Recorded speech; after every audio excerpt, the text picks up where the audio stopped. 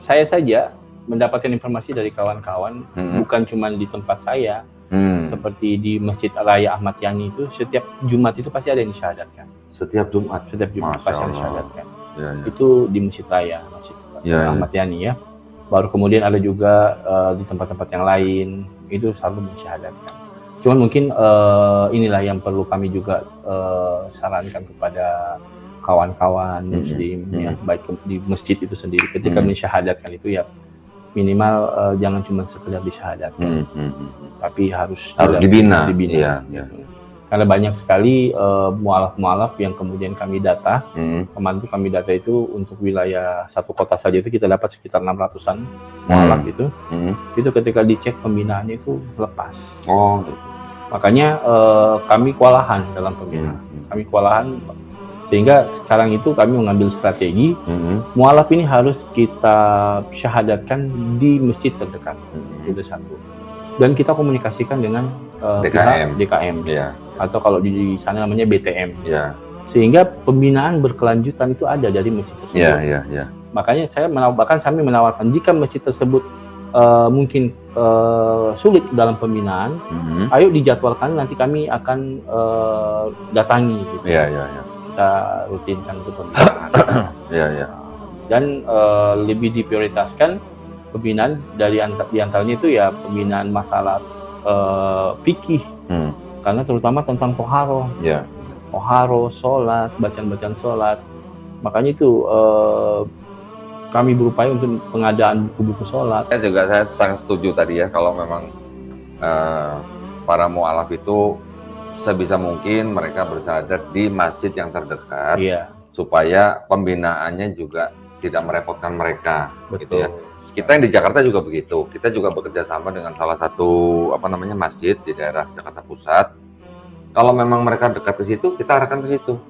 Mau belajar Iqra di situ, belajar sholat di situ, mau kajian di situ gitu. Yang dekat ke sini, ya kita arahkan ke sini. Makanya itu saya ulang-ulang kali menyampaikan kepada teman-teman. Saya ajak semuanya, ayo. Bagi teman-teman mungkin yang belum punya kesempatan untuk membina, kan saya mengajak, ayo kita semua membina mualaf gitu.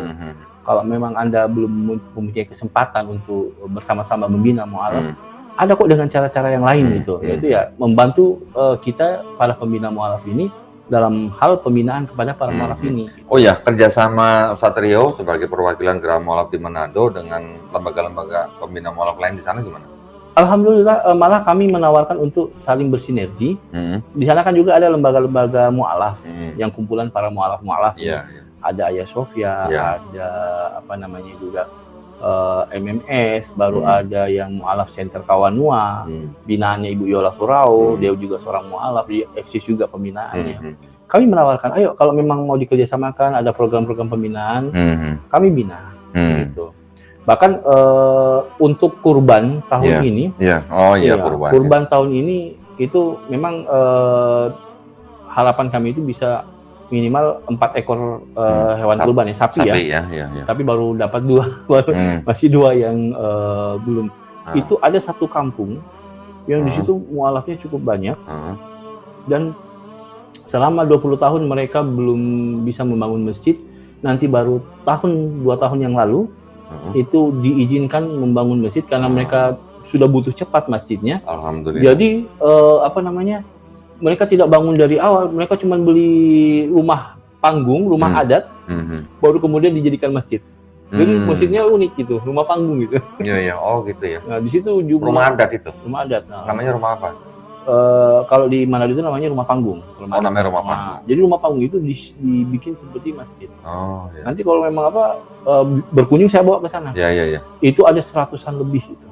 Alhamdulillah.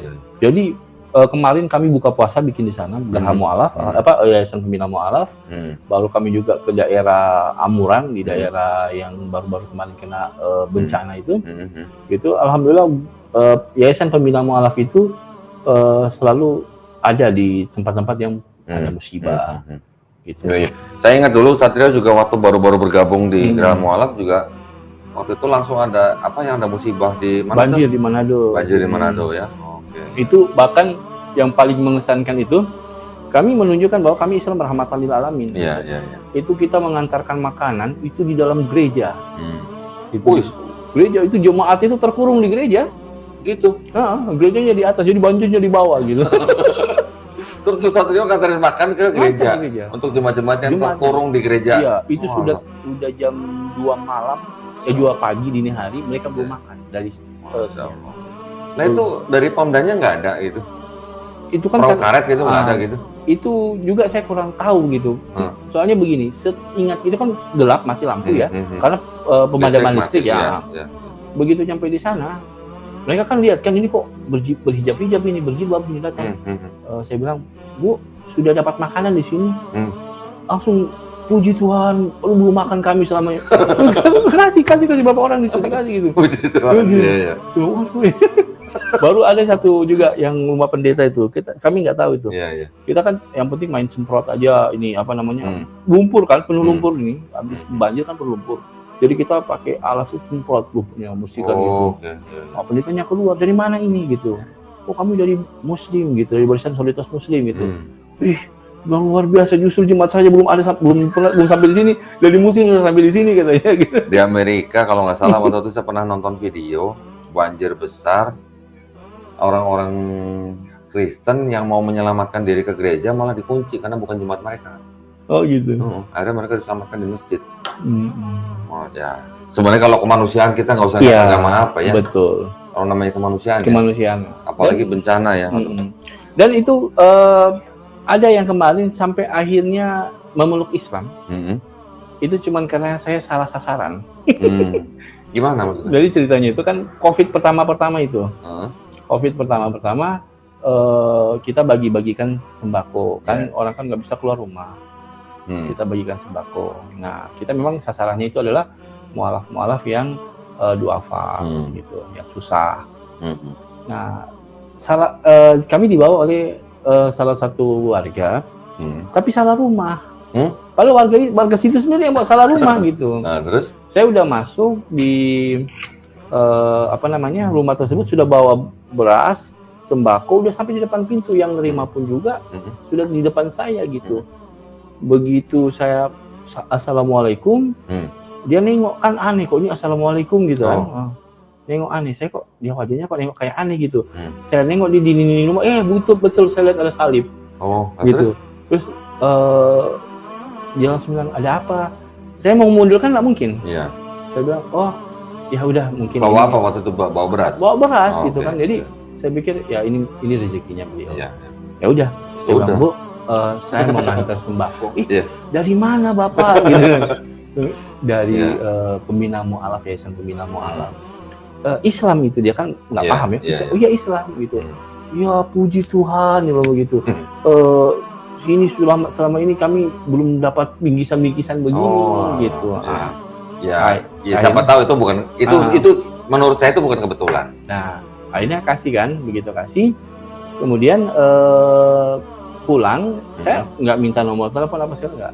Cuman tiba-tiba warga yang bawa saya ke situ, itu beberapa hari kemudian telepon ke saya. Keluarga ini minta ketemu. Terus?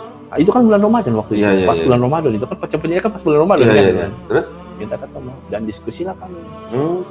Dan itu sampai saya bikin video itu, akhirnya satu keluarga itu masuk Islam. Nih saya merinding nih, lihat nih. Ini saya merinding dulu tuh. Merinding dulu tuh, kelihatan kan? Iya benar.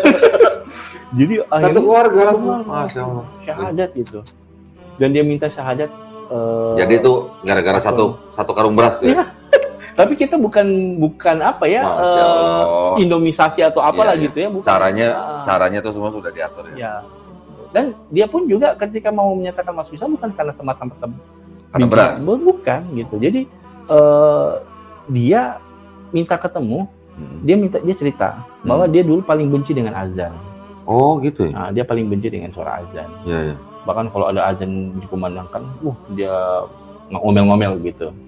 Nah, belakangan ini udah belakangan ini dia kan sering katanya dia sering sakit kepala gitu, entah migran kah apa gitu, dia sering sakit kepala. Tapi sekarang ini sakit kepalanya itu kok pas lagi sakit kepala terus dengan azan itu sakitnya hilang, dia bilang. Gitu. Dia nyut-nyutnya itu katanya udah berkurang gitu. Iya. Nah, makanya pas kebetulan memang ini saya pikir skenario Allah gitu ya. Sudah beberapa kali dia mengalami seperti itu. Dia kan timbul pertanyaan, kenapa ini seperti ini? Tiba-tiba saya datang.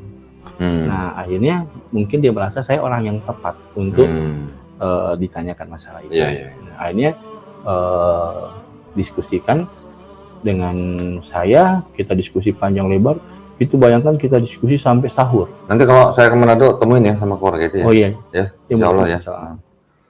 Masya Allah. Kita ini diskusi dan akhirnya dia ingin menyatakan dia ingin masuk Islam. Dia ingin masuk Islam dan saya bawa syahadat. Masya Allah. Ya. Dan satu keluarga itu. Itu sudah Allah yang ngatur ya kalau menurut saya. Kalau di daerah Sulawesi Utara, ya berarti termasuk Manado gitu. Itu daerah mana yang paling banyak orang yang mualaf gitu? Kalau saya lihat sih sebetulnya yang paling banyak mualaf itu di Kota Bitung. Oh, Kota Bitung? Kota Bitung, di tempat saya itu sendiri. Itu memang saya bahkan dalam satu hari itu saya memualafkan bukan cuma satu orang. Kadang 2, 3. Di tempat yang berbeda? Tempat yang berbeda. Oke. Iya. Waktu malam bulan Ramadan itu, malam bulan Ramadan itu saya mensyahadatkan itu 2 orang pemuda-pemudi di daerah Minahasa. Baru perjalanan saya langsung mampir ke perumahan yang itu 2 orang lagi, 4 orang, dan totalnya menjadi 5 orang semua totalnya. Masya Allah. Dalam isyahadatnya dalam satu malam. Satu malam itu langsung syahadat semua? Iya, itu besoknya itu sahur pertama. Masya Allah. Malam syahadat, pagi sahur? Ya, pagi sahur. Keren. Keren dong. Masya Allah. Nah, sejak itu baru kemudian mulai satu persatu. Jadi sekarang di Kota Bitung itu sekarang sudah banyak orang yang mengenal kalau mau syahadat nyari Ustadz Rio. Iya, saya sampai disebut dong Ustadz Syahadat gitu. Ustadz Syahadat. Ustadz Syahadat. Gitu ya.